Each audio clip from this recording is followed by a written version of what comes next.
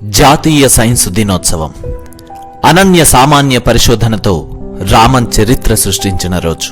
CV Raman గా పేరుగాంచిన చంద్రశేఖర వెంకట్రామన్ పరిశోధనలు సైన్సులో ఒక కొత్త విభాగం.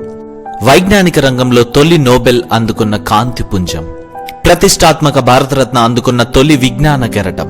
ఒక్క మాటలో చెప్పాలంటే వైజ్ఞానిక శాస్త్రానికే వైద్యుడిలా మారాడు ఈ విజ్ఞాన యోధుడు.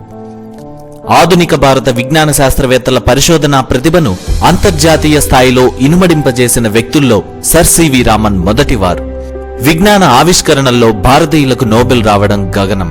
అలాంటిది సర్ సివి రామన్ ఆ ఘనత సాధించారు. అంతేకాదు, విజ్ఞాన శాస్త్రంలో ఆ ఘనత సాధించిన ఏకైక ఆసియావాసిగాను ఖ్యాతి గడించారు. పరిశోధనల కోసం భారతీయులు విదేశాలకు వెళ్లడమేంటి, విదేశీయులే పరిశోధనల కోసం ఇక్కడకు రావాలని చాటి చెప్పిన మహోన్నత వ్యక్తి రామన్. రామన్ ముందు వరకు సైన్స్ లో నోబెల్ బహుమతులు పాశ్చాత్యులకే దక్కేవి. కానీ రామన్ అచ్చమైన భారతీయునిగా ఈ గడ్డపైనే చదువుకుని తలమానికమైన పరిశోధనలు జరిపి సైన్స్ లో దేశ శక్తి సామర్థ్యాలను ప్రపంచానికి చాటి చెప్పి భారత్ కు నోబెల్ సాధించి పెట్టారు.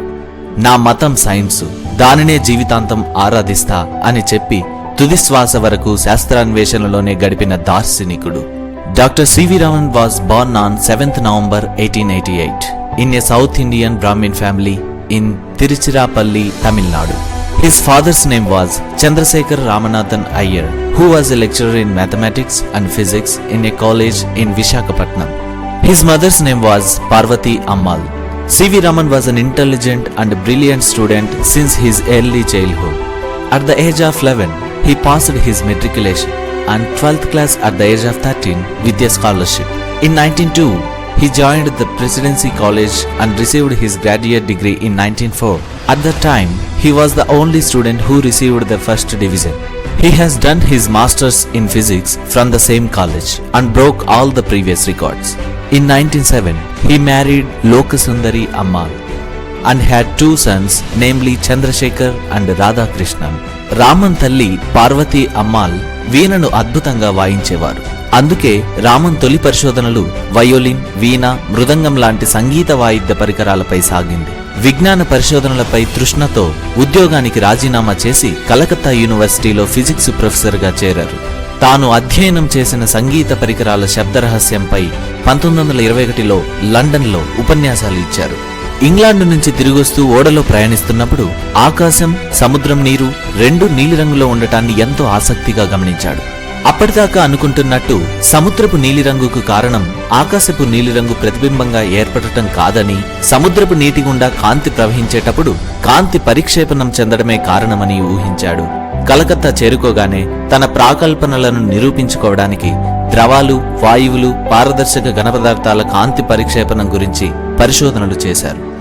ఈ పరిశోధనలో యువ శాస్త్రవేత్తలైన కెఆర్ రామనాథన్, కెఎస్ కృష్ణన్ ఆయనకు అండగా నిలిచారు. Even though the facilities available in the laboratory were very limited, he continued his research and published his findings in leading international journals including Nature, the Philosophical Magazine, Physics Review, etc. At the time, his researches were focused on the areas of vibration and acoustics. He established the Indian Journal of Physics in 1926, where he was the editor. He also sponsored the establishment of the Indian Academy of Sciences and served as the president since its inception. He was the president of the Current Science Association in Bangalore, which publishes Current Science India. 1927 ఏడాదికి భౌతిక శాస్త్ర విభాగంలో Nobel బహుమతి పొందిన Compton X కిరణాలు పరిశోధన నిజమైనప్పుడు కాంతి విషయంలోనూ అది నిజం కావాలంటూ ఆలోచనలో పడ్డాడు. ఆ ఆలోచనే రామన్ ఎఫెక్ట్ కు దారితీసింది. అధునాతనమైన పరికరాలు లేకపోయినా తన ఆలోచనకు ప్రయోగ రూపంలో జవాబు లభిస్తుందనే నమ్మకంగా ఉన్న రామన్ అనుకున్నట్లుగానే 1928 ఫిబ్రవరి 28న రామన్ ఎఫెక్ట్ ను కనుగొన్నారు. పారదర్శకంగా ఉన్న ఘన, ద్రవ, వాయు పదార్థాల గుండా కాంతి ప్రసరించినప్పుడు అది తన స్వభావాన్ని మార్చుకుంటుందని రామన్ ఎఫెక్ట్ ద్వారా నిరూపించారు. ఈ దృగ్విషయాన్ని 1928 మార్చి 16న బెంగళూరులో జరిగిన శాస్త్రజ్ఞుల సదస్సులో వెల్లడించారు. నాటి బ్రిటిష్ ప్రభుత్వం 1929లో నైట్హుడ్ బిరుదుతో రామన్ను సత్కరించింది.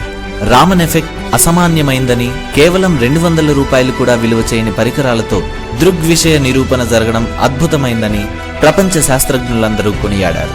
ఈ పరిశోధనను గుర్తించిన రాయల్ స్వీడిష్ అకాడమీ భౌతిక శాస్త్రానికి 1930లో నోబెల్ బహుమతి ప్రదానం చేసింది. సైన్సుకు రామన్ చేసిన సేవలకు గుర్తుగా భారత ప్రభుత్వం ఆయనకు 1954లో దేశ అత్యున్నత పౌర పురస్కారం భారతరత్నతో సత్కరించింది. భారతరత్న అందుకున్న సమయంలో రామన్ చేసిన ప్రసంగం నేటి యువతకు ఎంతో ప్రేరణగా నిలుస్తుంది. విజ్ఞాన శాస్త్ర సారాంశం ప్రయోగశాలల పరికరాలతో వికసించదు. నిరంతర పరిశోధన, స్వతంత్రంగా ఆలోచించే ప్రవృత్తి ఇవే విజ్ఞాన శాస్త్ర సాగరాన్ని మదించి వేస్తాయి అంటూ రామన్ చేసిన ప్రసంగం నేటి తరానికి మార్గదర్శకంగా నిలుస్తోంది. ఉదయాకాశం వెలుగుల్లో చెట్లు ఎంత అందంగా కనపడతాయో మీరెప్పుడైనా గమనించారా? నాకు వీటిని చూస్తూ ఉంటే స్ఫటిక నిర్మాణం గురించిన ఆలోచనలు వస్తుంటాయి. అందుకే విజ్ఞానం అత్యున్నతమైన సృజనాత్మక కళారూపం అని రామన్ ఎప్పుడూ చెబుతుండేవారు. అనన్య సామాన్య పరిశోధనా సామర్థ్యంతో ఫిజిక్స్ రంగంలో రామన్ ఎఫెక్ట్ కనుగొని చరిత్ర సృష్టించిన ఫిబ్రవరి 28నే జాతీయ సైన్స్ దినోత్సవంగా జరుపుకుంటున్నాం. 1987 ఫిబ్రవరి నుంచి ఏటా జాతీయ సైన్స్ దినోత్సవంగా భారత ప్రభుత్వం అధికారికంగా జరుపుతోంది. In 1970, he received a major heart attack while working in the laboratory. He took his last breath in the Raman Research Institute on 21st November 1970.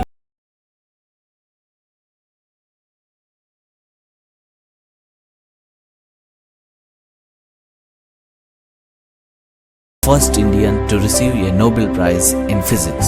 He proved that if a person really wants to pursue his desires, nobody can stop. His interest in science and dedication towards research works made him discover the Raman effect.